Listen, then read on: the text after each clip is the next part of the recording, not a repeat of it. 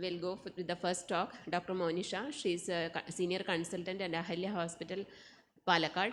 So she will be talking on muscles and myopathies and the eye. Monisha, please. So at the outside, I would like to thank Dr. Remya for including me in this IC and KSOS for the opportunity. So I'll be speaking on ocular myopathies. So often we come across such a patient who comes into our OPD with ptosis and extraocular muscle restriction like this.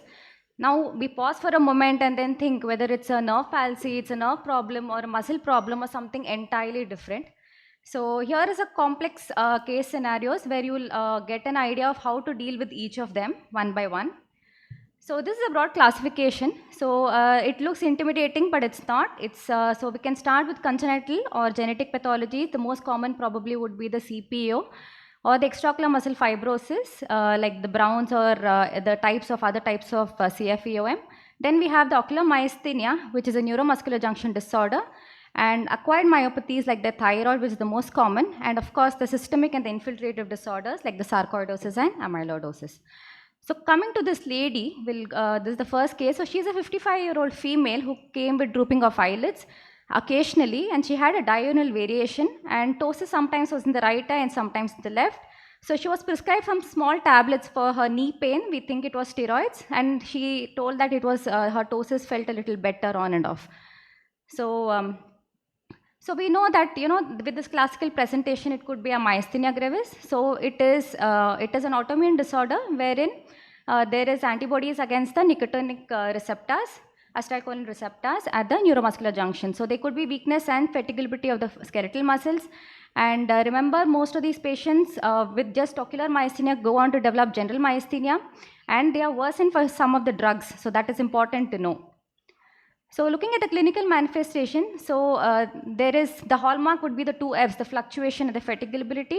So you can see this patient with sustained upgaze, and on exertion, he's having this drooping of the eyelid of the right eye. And then there is enhancement of the ptosis. So on lifting the right eye, there'll be the ptotic eye becomes more ptotic. So that is the enhancement of the ptosis due to Hering's law. And then there is a Kogan twitch sign wherein when the patient looks from downgaze to upgaze, there is a twitching of the eyelid. So all these may not be there in every patient. It's very not easy to elicit all of them, but we can definitely pick them up in some patients especially before they start treatment. So remember, there is no pain, there is no pupillary abnormalities with this patient, with these myasthenia patients. And if the patient goes on to develop general myasthenia, important to rule out all the systemic associations like difficulty in swallowing, breathing. And this lady, if you can see her, she has weakness of the orbicularis oris. She's got a myasthenia sneer. And peekaboo sign is when there is weakness of the orbicularis oculi muscle, wherein you ask the patient to close the eye, but it will not be sustained. It just gapes up a little bit. So looking at the diagnosis, so clinically, very easy test to be done in your clinic will be a ISPAC test, which is 90% specific. Remember, you can only test ptosis with this. You cannot be testing extraocular muscle pathology with this because you want the temperature to kind of seep in.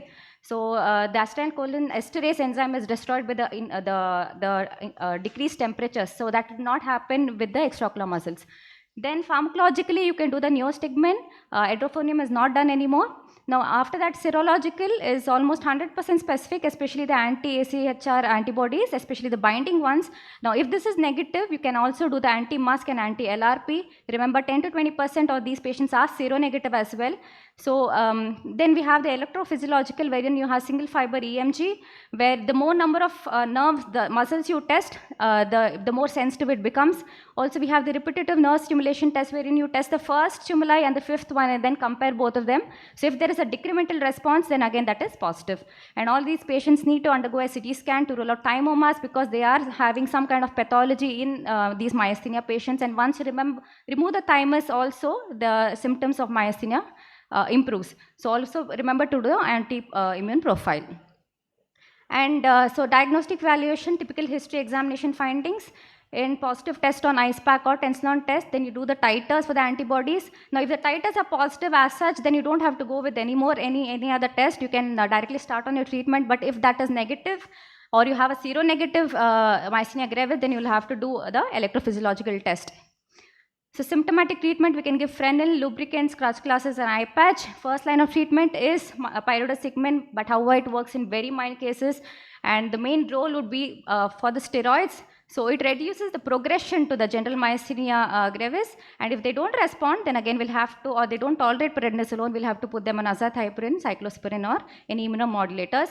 So plasmapheresis and IVG more in case of ocular myasthenia, not in case of general myasthenia, no role much with ocular myasthenia patients. And newer drugs like eculizumab and ravulizumab are used in refractory disease. So this is our second patient, 65-year-old with drooping of eyelids, no other complaints, no diurnal variation. So he started noticing these symptoms 15 years back, slowly progresses. The family members could also not pick it up that early. He came on very late, and this was picked up with the previous photographs that we could see. So yeah, so these are the clinical points pointing towards a patient with CPO. It could be progressive, bilaterality. There is no remission like you see in myasthenia, and no response to cholinergic drugs. Ptosis is an early manifestation, and later on they can have ophthalmoplegia, usually bilateral. Downward gaze is preserved till late. So you have isolated ocular myasthenia, isolated ocular findings in CPO, and with plus you have both the systemic issues with the ocular findings.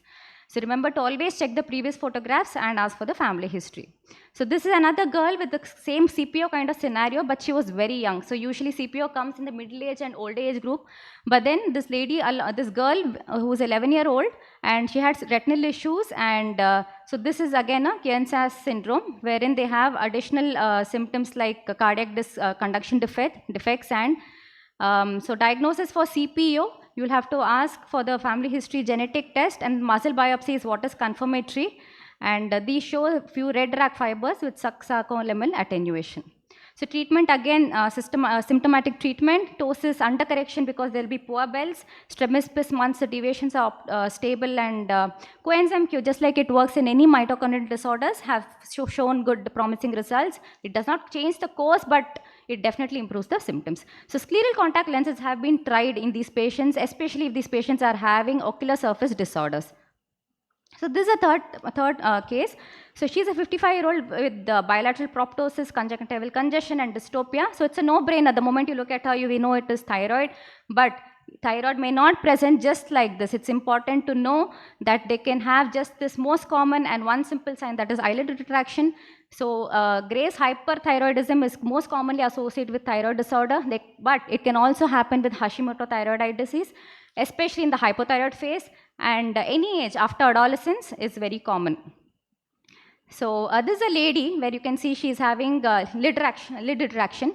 But what you can see is also that her T3, T4, and TSH is normal. So but beyond that, you will always have to do thyroid antibodies, because she was in her euthyroid state, and that's why the thyroid results are normal. So, but you'll have to do the antibody test, like the TPO and the TRAB antibodies. So, important to remember in these patients is to keep them euthyroid, and selenium can be used in mild cases, lubricants and lifestyle modification, avoid smoking, and avoid fluctuations in the thyroid hormones, and monitor for progression, because she's going to develop Hashimoto thyroiditis and become hypothyroid eventually if not monitored.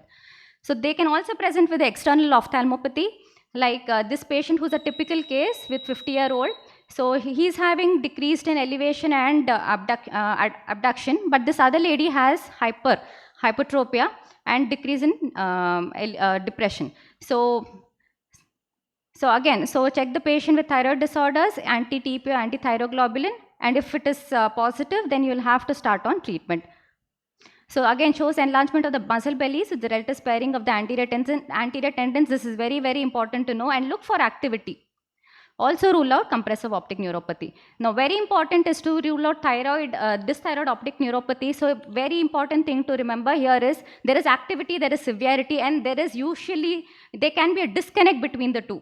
So, just because the eye is red, you have to treat, and because the eye is not red, you don't have to treat, is not the dictum. They can have a moderate severe patient where something deep is happening, but the eye may be white. So that is very important to know. So always do a CT scan and an MRI to see these defects. So orbital decompression surgery is needed for these patients, and strabismus surgery once they're inactive. So teprotumumab is important, very a new drug, improves proptosis, and it's become a part of the UGOGO treatment guidelines, and selenium can be used in mild cases. I think I'll stop here. This is about the orbital myositis. Here both the enlargement of muscle bellies with the tendons is noted.